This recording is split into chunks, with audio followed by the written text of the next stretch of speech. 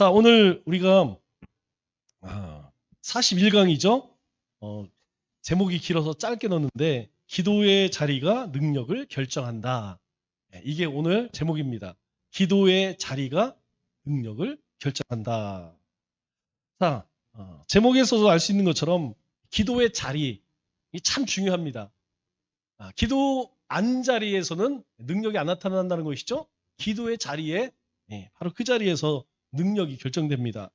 우리 오늘 본 말씀을 보면 이스라엘 백성들이 애굽에서 나와 광야를 지날 때에 그들을 이끈 것이 모세죠.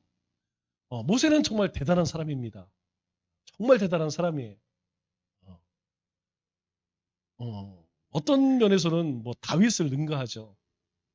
400년 동안 종살이하던 그 말 안 듣던, 그리고 그 당시에는 초강대국이었던 애굽 땅에서 하나님을 대신해서 하나님의 말씀을 전하고, 이거 얼마나 두렵겠어요. 뭐 그냥 시원찮은 나라도 아니고 그 당시에는 애굽이 최고였는데 그런 강대국 왕 앞에서도 전혀 쫄지 않고 하나님 말씀을 담대하게 전하고, 그리고 그 재앙이 임할 때마다 한쪽에서는 하나님의 임재하심으로 두렵고, 한쪽에서는 말하는 애굽 바로 왕 때문에 두렵고, 그럼에도 그들을 이끌어서 그렇게 출애굽을 했죠.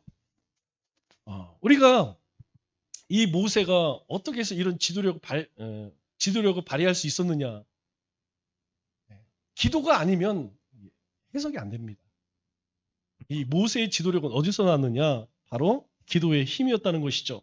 그래서 이 모세가 항상 어떤 문제가 있을 때 하나님 앞에 나아가고 회막이 지어지고 나서는 항상 이 회막에 들어가 기도한 것을 보게 되죠. 뭐 광야에서도 기도할 수 있고 처소에서도 기도할 수 있어요. 그럼에도 불구하고 하나님 임재의 상징인 이 회막에 들어가서 그렇게 기도를 합니다. 이 모세가 십계명 받으러 시내산 올라갔을 때 이스라엘 백성들은 뭐 하고 있었죠? 금송아지 만들어서 그 금송아지를 하나님이라고 우상을 섬기고 있었죠. 그때 하나님이 진노하셔서 그들을 다 진멸하라고 합니다. 그런데 모세가 어떻게 하죠? 그 백성들을 위해서 기도합니다. 기도. 하나님 앞에 기도하는데 우리 출애굽기 32장 내용을 쭉 보면 어떤 내용이냐면 그거예요. 하나님, 이들을 진멸하시려고 애굽에서 인도하셨습니까? 만일 하나님께서 이들을 진멸하시면 이방 사람들, 그 출애굽할 때의 그 엄청난 여호와 하나님을 얼마나 비웃겠습니까? 자기 백성을 애굽에서 이끌어내서 광야에서 다 진멸하려고 구원을 했다고 비난하지 않겠습니까? 막 그렇게 하나님 앞에 모세가 기도해요. 그랬더니 하나님께서 그 기도를 들으시고 그 우상 숭배에서 금 송아지에게 절했던 그 금 송아지 뛰어놀았던 그 사람들은 다 그냥 죽었죠. 하나님께서 이스라엘을 용서해 주십니다. 결국 한 민족이 범죄해도 하나님의 사람이 하나님 앞에 기도하니까 놀라운 회개의 역사가, 회복의 역사가 일어나죠. 우리 당회 때도 잠깐 이야기를 나눴는데, 여러분, 이 나라, 이 민족, 우리 민족, 이 대한민국은 하나님의 은혜 이것 빼고는 해석이 안 됩니다. 우리가 잠시 아까 이야기 나눴지만 지금 뭐 정부의 상태가 거의 무정부 아니겠어요? 그죠? 뭐 컨트롤 타워도 없고 뭐 대행의 대행, 거기에다 뭐 장관들이 제대로 있습니까? 그렇다고 뭐 여야가 합의를 하는 것도 잘 화합하는 것도 아니고, 그럼에도 불구하고 혹시 불안에 떨고 있는 사람 있습니까? 없어요. 예. 그럼에도 불구하고 근시 나는 그냥 이 불안해서 못 살겠다, 그냥 이리 떠는 사람 내가 한 명도 못 봤어요. 똑같이 살아갑니다. 여러분, 이게 배짱이 좋아서 그런가요? 아니에요. 저는 하나님이 우리를 불쌍히 여기셔서, 여러분, 지금이 얼마나 좋은 때예요. 만일 김정은이가 마음만 먹으면 얼마든지 이 대한민국을 흔들 수 있잖아요. 뭐 정부 그냥 이기지는 못하겠지만 얼마든지 할 수 있어요. 그리고 뭐 일본이 우리를 좋아하나요? 아니면 중국이 우리를 좋아하나요? 요즘 보니까 뭐 트럼프도 막 난리가 아니더구만. 누구도 우리 편이 없어요. 그럼에도 불구하고 예, 뭐 경기는 우리만 나쁜 게 아닙니다. 사람들이 뭐 계엄령 때문에 뭐 경기가 나빠지고 물론 그것 때문에 조금 안 좋은 것도 있지만 우리나라만 나쁜 게 아니에요. 전 세계적으로 다 나빠요. 예, 자꾸 한쪽 사람들이 뭐 그것 때문에 그렇다. 그거 아닙니다. 전 세계적으로 지금 굉장히 어렵습니다. 예. 그리고 또 항상 어려웠어요. 그렇게 좋은 적이 별로 없었던 것 같아요. 그럼에도 불구하고 우리가 그냥 예, 그것 때문에 뭐 걱정 안 하고 사는 건 저는 하나님의 은혜라고 생각합니다.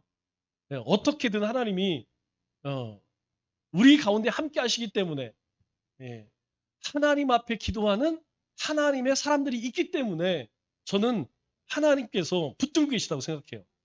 하나님이 붙들고 계시기 때문에 함부로 못합니다. 우리가 역사가 증명하지 않아요? 해방 이후로 여기까지 우리가 모든 역사에 많은 일들이 있었지만 보면 결정적인 순간 때마다 하나님께서 관여하신 것, 섭리하신 것이 보여집니다. 그렇기 때문에 우리가 왜 기도해야 되느냐? 바로 이것 때문이에요. 한 사람이라도 모세가 기도할 때 한 민족이 그렇게 하나님의 축복과 은혜를 받은 것처럼 하나님의 백성이 부르짖을 때 하나님은 반드시 우리 이 나라 민족을 지키실 거라고 생각해요. 그래서 기도하는 사람이 귀한 겁니다.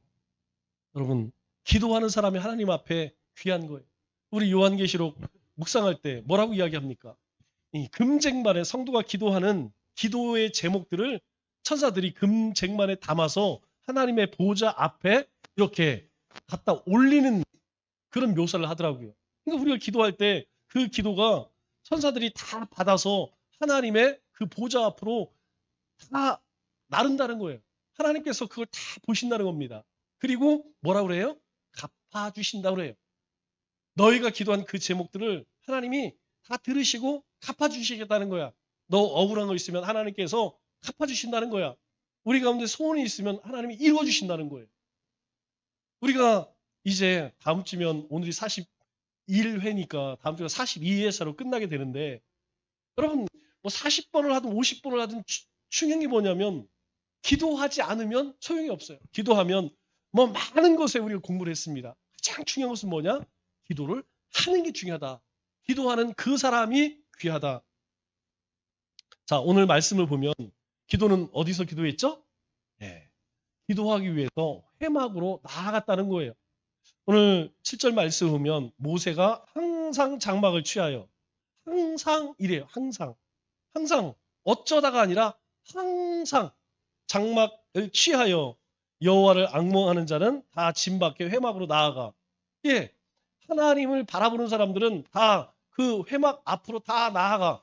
그리고 모세는 장막에 들어가서 하나님과 대화를 나눕니다. 그때 하나님께서 그들 가운데 구름 가운데 임재하셔서 하나님께서 이스라엘 가운데에 축복을 약속하시고 언약을 베풀어 주시죠.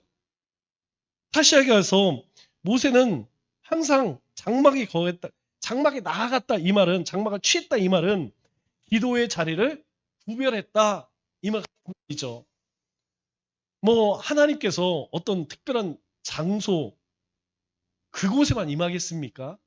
하나님께서는 모든 곳에 계시죠. 그러나 하나님께서 이 회막 약속을 하셨어요. 하나님께서 우리가 어디에서 예배를 드리면 무슨 상관이겠습니까? 아니 내가 집에서도 예배 드릴 수 있는 거고 내가 뭐 어디 가서 예배 상관없죠. 그런데 왜 이 교회 공동체를 주셨을까요? 왜 교회 이 예배당을 주셨을까요? 예, 하나님께서 이곳을 통하여서 하나님을 만나고 하나님을 경험하고 그리고 그 은혜로 그 믿음으로 세상에 나아가서 그와 같은 삶을 살라고 우리에게 주신 거예요. 그렇기 때문에 우리가 그 사람이 머무는 곳, 그 사람이 머무는 그곳이 바로 그 사람을 만듭니다. 내가 어디에 머무느냐, 그게 곧 내 모습일 수도 있다는 거예요. 자, 우리가 공부하는 사람은 어디서 공부할까요? 뭐 요즘에는 뭐 스타벅스 뭐 카페에 가서도 공부하는데 예, 잘 되는 사람은 되겠지만 저는 잘 안 되더라고요. 예. 어쨌든 도서관에 가요. 공부하려면 어디를 갑니까? 도서관 가죠. 운동선수는 어디서 운동하죠? 예, 운동장이나 체육관에서. 그러니까 운동선수는 항상 체육관이나 운동장, 예, 거기가 그 운동선수가 머물 자리입니다. 또 여러분, 이 피아니스트, 피아노 배우는 사람은 어디에 오래 앉아 있을까요? 예, 피아노 앞에 있는 겁니다. 피아노 앞 오래 앉는 사람이 어쨌든 피아니스트가 될 수 있는 거예요. 그럼 화가도 마찬가지죠? 화가도 아니 이 화실에 있어야 그림을 그리지. 물론 뭐 밖에 나가서 그림 그릴 수 있어요. 그러나 자기가 머무는 그곳이 바로 그 사람을 만듭니다. 우리 제가 그 첼로에 대해서는 잘 모르는데 이 첼로의 거장이라고 하는 파블로 카잘스라는 사람이 있어요. 딱 봐도 왠지 첼로를 잘 칠 것 같죠? 그런데 이분이 어떻게 해서 첼로의 거장이 됐느냐. 놀라운 사실이 뭐냐면 60년 동안 하루에 8시간씩 연습을 했대요. 여러분 60년을 그냥 뭐 연주회가 있든 없든 매일 하루에 8시간씩 우리가 아침에 출근해서 퇴근하는 것처럼 이분은 그냥 아침 출근해서 저녁 때까지 연주가 있든 없든 그렇게 했다는 거예요. 결국 이 첼로의 거장이 될 수밖에 없는 것이죠. 우리도 저는 영성도 다르지 않다고 생각해요. 우리가 하나님 앞으로 나아가면 우리가 말씀 앞으로 나아가면 하나님의 은혜의 보좌 앞으로 나아가면 그곳에서 하나님을 만나게 되는 겁니다. 자, 두 번째로 자, 모세의 종 여호수아도 회막을 떠나지 않았다는 것을 우리는 잘 알죠. 우리 11절 말씀을 보면 이제 모세가 이렇게 사람이 자기 친구와 이야기함 같이 여호와께서는 모세와 대면하여 말씀하시며 모세가 진으로 돌아오니 거기서 하나님께 뭐 교제를 나눠요. 모세는 다시 진으로 돌아왔지만 눈의 아들 젊은 수종자 여호수아는 회막을 떠나지 아니하니라. 여호수아는요 회막을 떠나지 않습니다. 여호수아도 회막을 떠나지 않아요. 자기 스승 지도자 모세는 다시 돌아갔지만 떠나지 않습니다. 그러면 떠나지 않았다는 것은 거기서 뭐 경비 섰다는 얘기일까요? 아니죠. 그곳에서 하나님을 만났다는 겁니다.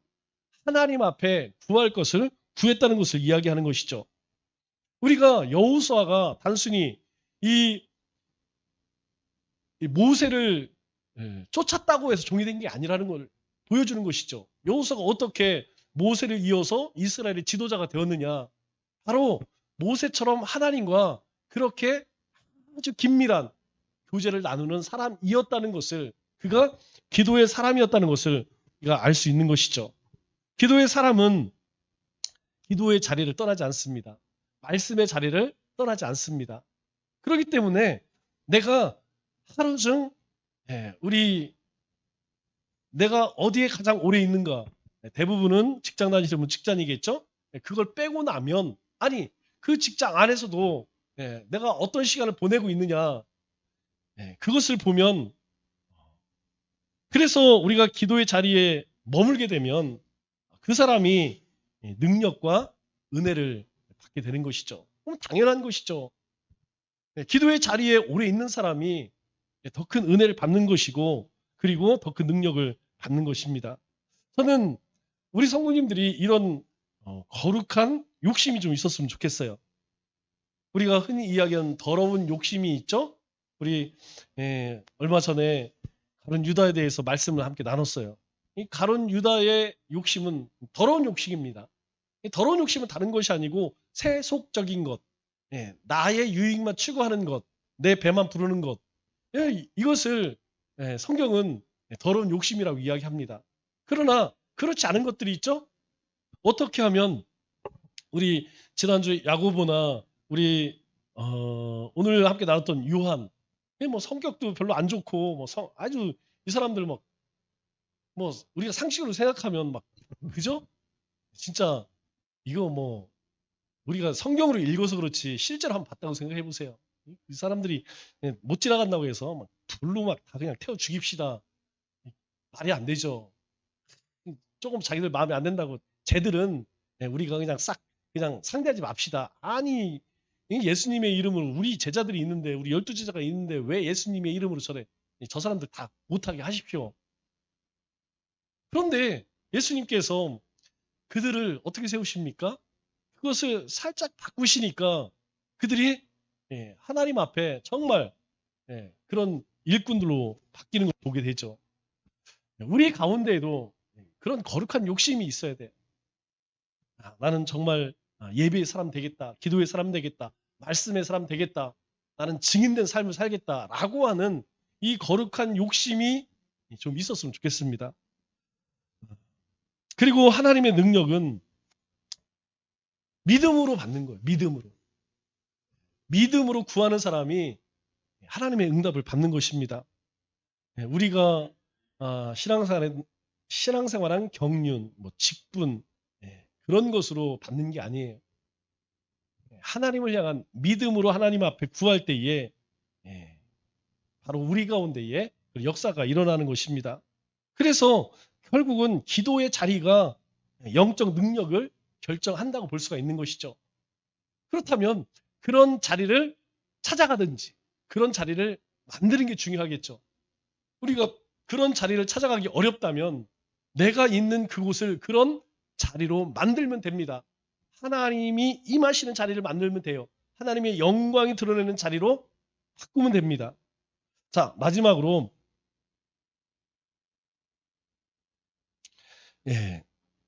사무엘은 아예 성전에 살았습니다. 우리 사무엘 상장 3절 말씀 보면 이제 한나의 기도로 하나님께 드려지죠. 드려진 이후에 어떤 일들이 있느냐? 하나님께서 찾아오십니다. 그런데 그 하나님 찾아오셔서 사무엘을 부르시죠. 그때에 어떤 일이 있느냐? 하나님의 등불은 아직 꺼지지 아니하였으며 사무엘은 하나님의 궤에 있는 성 여호와의 전 안에 누웠더니 이때 제사장이 누구죠? 엘리 제사장이죠. 엘리 제사장은 자기 처소에 눕습니다. 그런데 사무엘은 하나님의 궤에 있는 여호와의 성, 여호와의 전 안에 누웠다. 이렇게 성경은 말하고 있죠. 왜 그럴까요? 여러분, 우리가 가까이 하고 싶은 사람은 어떤 사람이죠?